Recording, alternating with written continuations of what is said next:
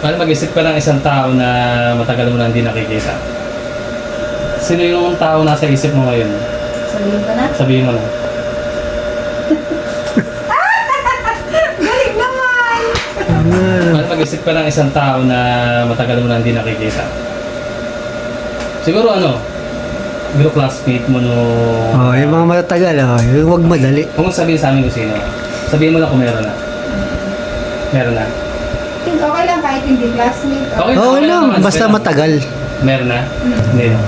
Mag-focus ka lang sa tao na yan. Imagine mo magkaharap kayo ngayon. Halimbawa lang, nakatayo kayo parehas. Gusto ko na makita yung height. Mas maliit siya sa'yo. Tama ka.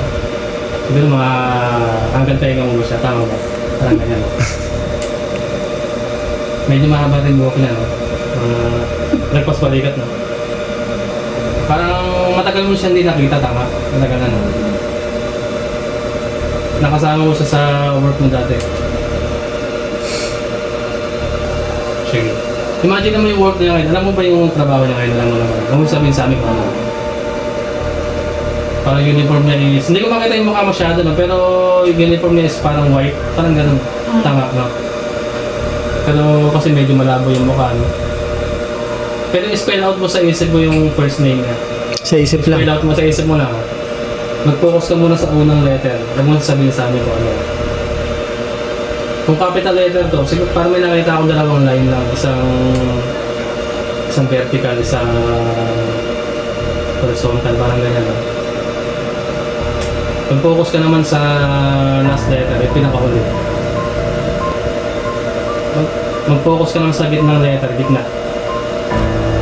Okay. Ito, experiment lang, tsambahan lang, tingnan natin. Ha? First letter is... Okay. Okay. Bago ko pakita sa'yo, papakita ko sa camera kasi yung work nila. Sige. Ito, hindi natin makabago to kasi nakita mo sa camera. Sino yung tao nasa isip mo ngayon? Sasabihin ko na. Sabi mo. Marilene.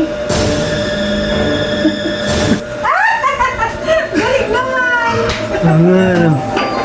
Paano mo naisip yun?